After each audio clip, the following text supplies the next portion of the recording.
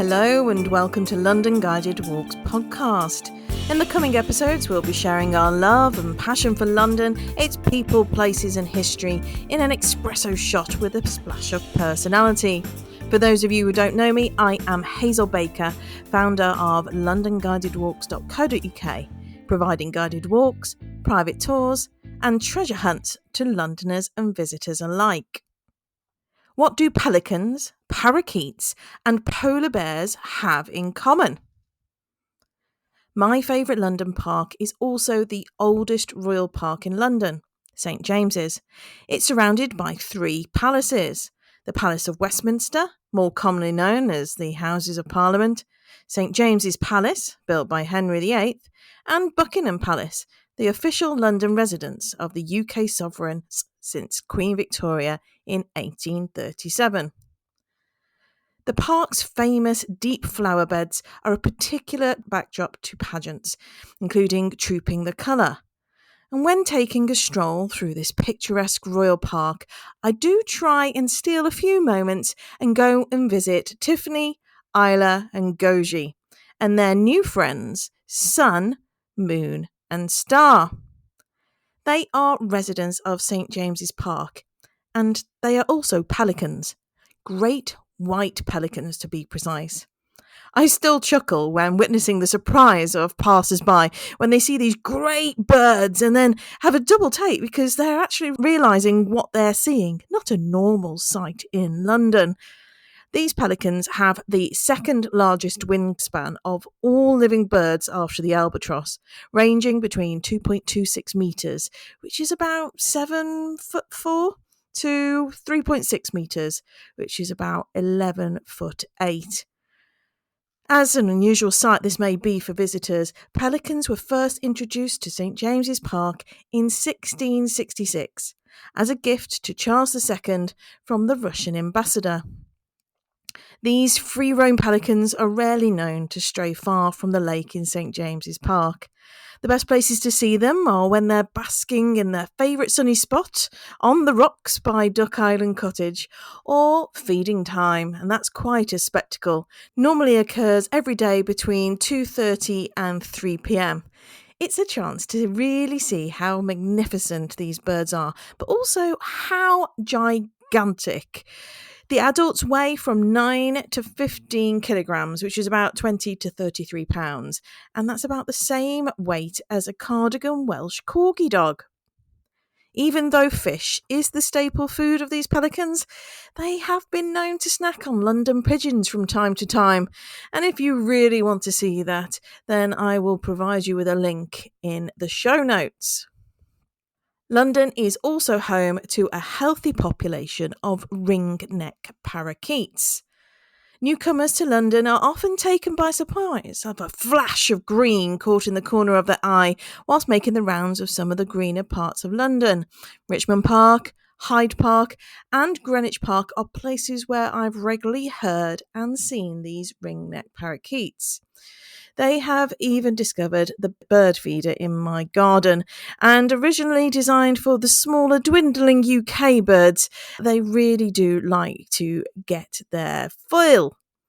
If you ask a random stranger on the streets of London, honouring social distancing protocol of course, how these bright and vibrant green birds happen to have made their way into London, you may hear a number of different urban legends.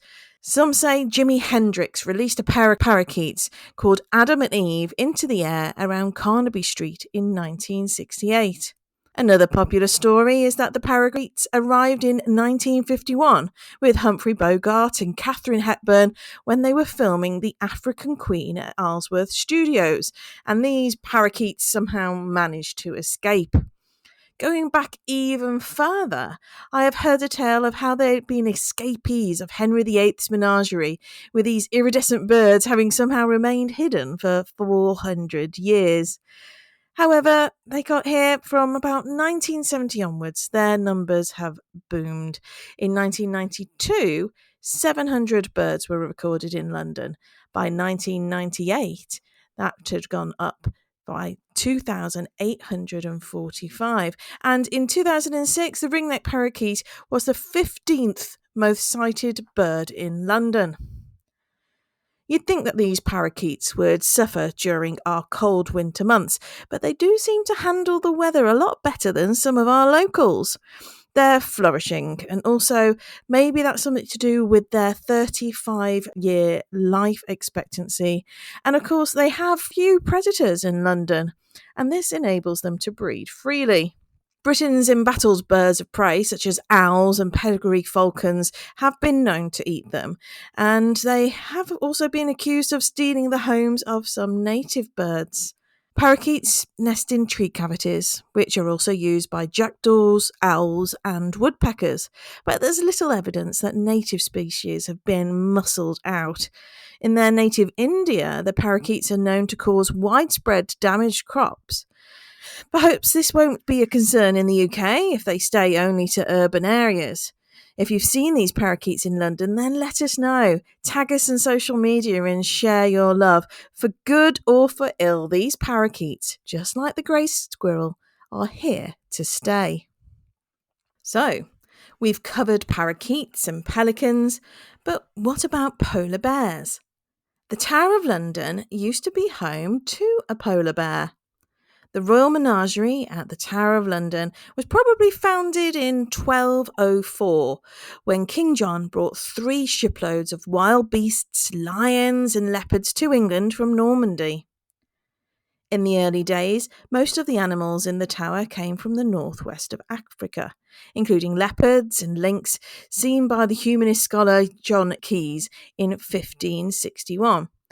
And Keyes sent drawings of them to Conrad Gessner for his Historia Animalium, and images were reprinted in Topsails translations and History of Four-Footed Beasts and Serpents, 1658. But why the Tower of London? Well, the monarch would receive the animals as gifts from usually other powerful rulers at the time, often to impress or to show the wealth and strength of a ruler. The exotic animals were sent to London from all over the world and kept in the Tower of London as a symbol of power, as well as for the curiosity and entertainment, of course, of the court. King Henry III was particularly credited with establishing the Royal Menagerie at the Tower of London. In 1235, he was given 3 lions as a wedding gift by the Holy Roman Emperor Frederick III. And then, in 1252, a white bear joined the collection, and we're therefore assuming it's a polar bear. The bear also came with a must-have accessory, however, its own keeper. Both were gifts from King Haakon III from Norway. The royal beast was one of the luckier animals who lived at the tower. Legend has it that the bear was given a long leash so it had the freedom to swim and catch its own fish for its supper from the River Thames. What a sight that must have been, and I have no idea how they managed to get that beast back into the Tower of London afterwards. One of the biggest animal gifts the royals received was in 1255. King Henry III was given a male African elephant from King Louis IX of France. It suggested that over the years, any elephants that lived in the tower were given wine to drink in the winter months. They believed that it would keep out the cold and warm the elephants up. Londoners flocked to see the novel sight. Although the elephant had a brand new 40-foot by 20-foot elephant house and a dedicated keeper, it died after a couple of years. And many of the other animals did not survive in the cramped, cold conditions. Although lions and tigers fared better, and with many cubs being born, in the 1300s, visitors to the tower would have had to first cross a drawbridge to the Lion Tower, named after the beast being kept there. And now you can see lion sculptures and other installations on the site of the Tower of London to commemorate the former inhabitants there. In the 16th century, the menagerie at the Tower of London was opened to the public, but this wasn't without its problems. A lady named Mary Jenkinson had her arm mauled by a lion when she got too close to the cage, and she died shortly afterwards. One of the rooms at the tower featured a furnished room where the tower monkeys lived, and visitors could enter and be amused by their antics. However, the monkeys were removed in 1810 after they tore a boy's leg off in a dangerous manner.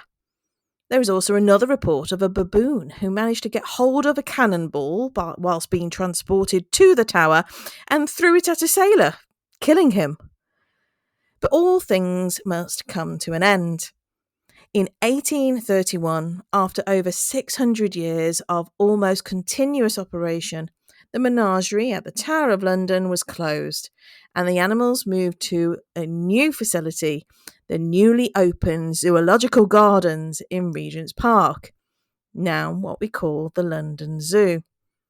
But it wasn't just the king who had fantastic beasts at his disposal.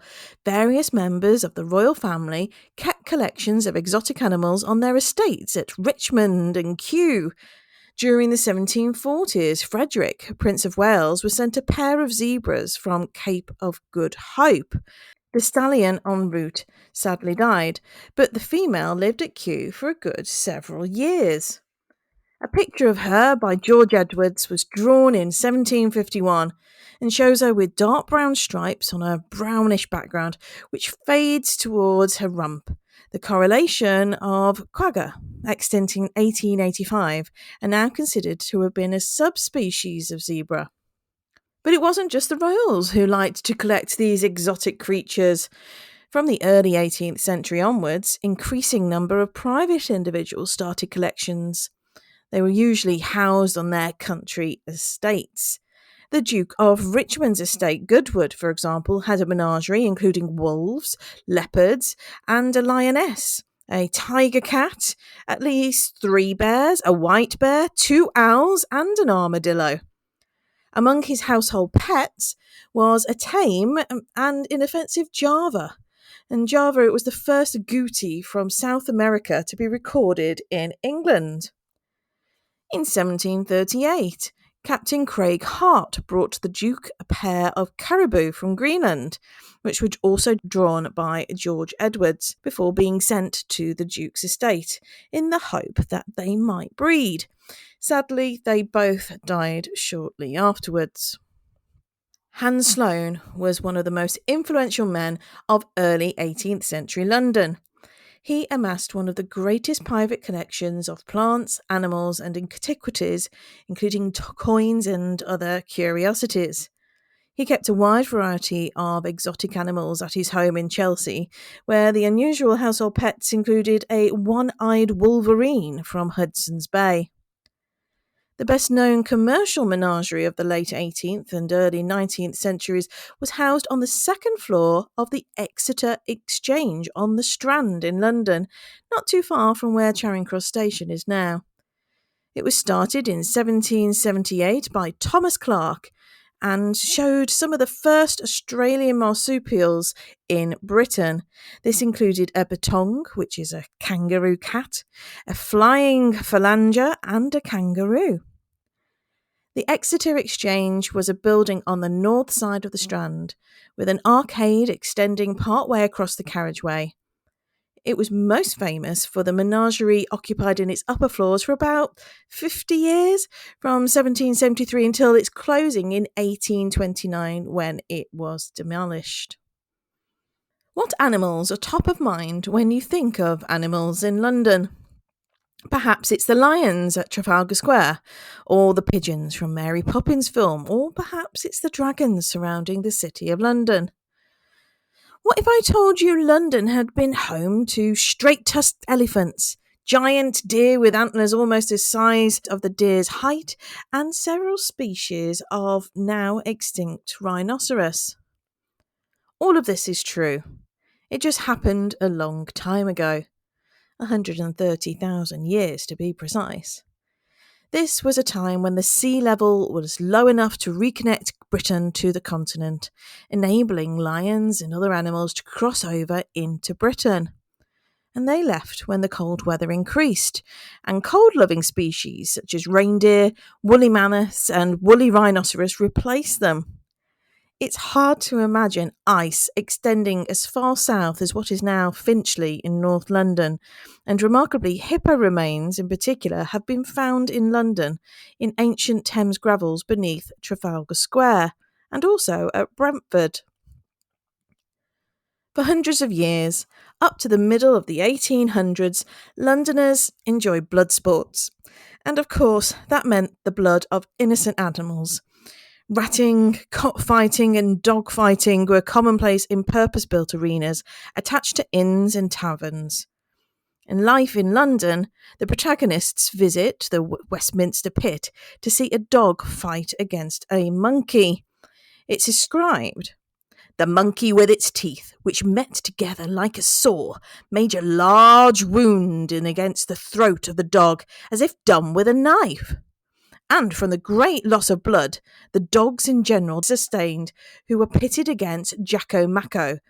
Several of them died soon afterwards. The foundation of the Society of the Prevention of Cruelty to Animals in London in 1824 reflected a changing attitude towards such sports. Betting on animals through the 20th century was also popular, but just less bloody.